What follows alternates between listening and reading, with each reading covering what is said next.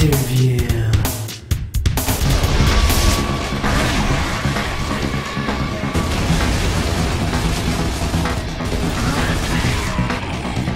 So in Gears of War 3 multiplayer, we have a new mode, which is new to the franchise, but not new to the shooter genre of Team Deathmatch. And it's important to note that when we put things into Gears, we twist them our own certain way to make it kind of Gears-like. And one thing we've done is it's not just a matter of getting to a certain score and wow, the match is over, that was fun.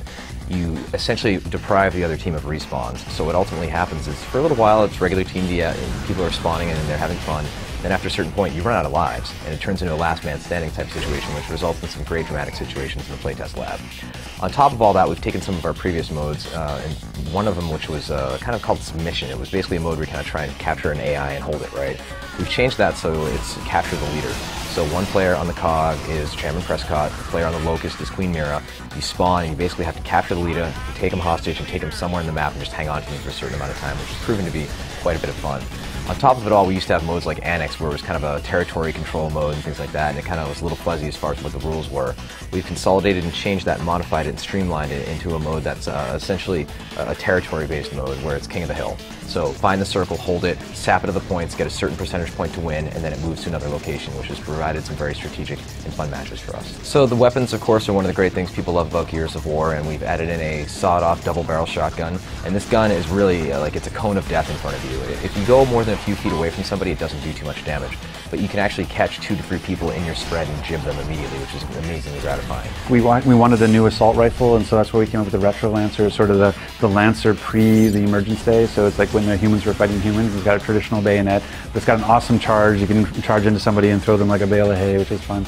But also to the novel like the Digger, where you can actually shoot a grenade underground and it pops up behind cover and flushes people out of cover.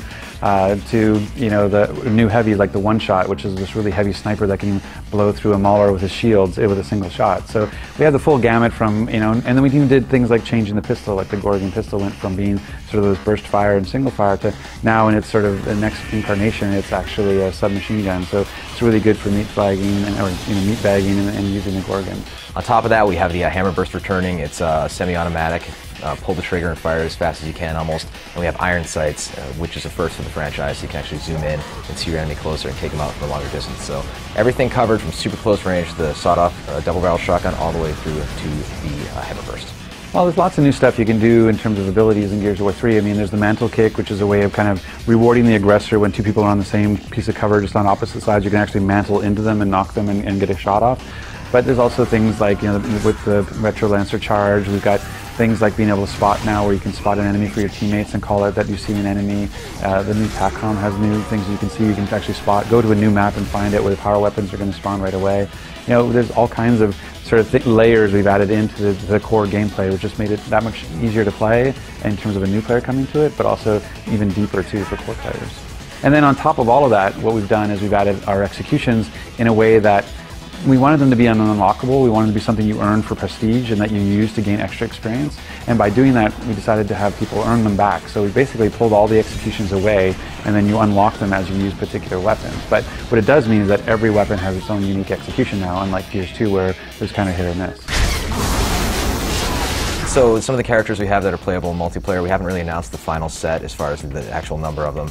You can play as the Locust Queen in multiplayer now. She's gone from kind of her regal type of dress to like battle armor now, and she's in there with everybody else kicking butt. Females are very well represented in this game now. You have Anya, who of course was the dispatcher previously in the game, and now she's a tough soldier, seeing as it's been 18 months since the last game. You also have Sam Byrne, who's another really, really tough female, kind of has a slightly darker complexion, has a little bit of an attitude, voiced by Claudia Black, of course, who's just a wonderful voice actress. As well as unlockable characters, right? We have, you can play as, Augustus Cole, the Coal Train, right? But you can also unlock his thrashball outfit, being, of course, the sport that he used to play. So seeing this guy who essentially looks like a football player running around and beating the crap out of these locust creatures is immensely gratifying. We hope players want to continue to grind and unlock these things. So we have lots of new maps. I mean, I think so far we've revealed 5 of the new maps that we have, and we have everything from, Trenches, which is sort of a locust-themed map, which has a sandstorm that blows in when you hear the horn roar, to Thrashball Stadium, where Cole used to play, to Overpass, which is a sinking map that over time will actually go into the underground as you're playing. And so it doesn't change the battlefield, but it does give a sort of cosmetic change to the world and makes the maps feel a lot more interactive and dynamic. Bam. One of the mantras we have for Gears of War 3 is if you've never played a Gears game before, like, just give this one a go, right? Because we're going to recap the story very well at the beginning. You're going to know exactly what's going on. When you get into the online space, we wanted to make sure that it wasn't just, welcome to Gears, here's a shotgun to the face, now wait 3 minutes to play again for that same experience. The hardcore love it, the casual gamers might not so much. By adding Team Deathmatch, that's going to help, so players can maybe only wait 10 seconds in a spawn queue and then they get back in and they get to get some kills and start the experience grind, right? On top of all that, we were putting in a feature that I think might be slightly controversial, but I think is going to help the game in the long run. It's kind of a newbie assistance to the game, whereas we detect if you've never played Gears 1 or Gears 2, have no achievements, get a little bit of help for your first 10 kills, get a little bit extra health, get a little bit of a damage boost. So you can give them a little bit of a taste of how good it feels to take somebody down in the Gears world. So hopefully, by the time this thing eventually wears off, the training wheels are off and they can kill everybody else with equal skill. So originally Gears 2 was slated to ship in April 2011. We have since made the strategic decision to ship it in holiday window for 2011. We're really excited about the delay, actually. I mean, I understand why it's frustrating for some of the customers. And from our side, you know, the fact that we were completely on track for an April release, it is a little disheartening from that perspective. We were getting set up and we were starting to really close down the project and getting ready to ship it for April. But at the same time, there's a huge opportunity here, which is, you know, betas are not trivial. There's a lot of work to getting, you know, to go through cert and has to be polished enough to be able to get there, because everybody sort of treats it as a demo nowadays. It's not just a beta.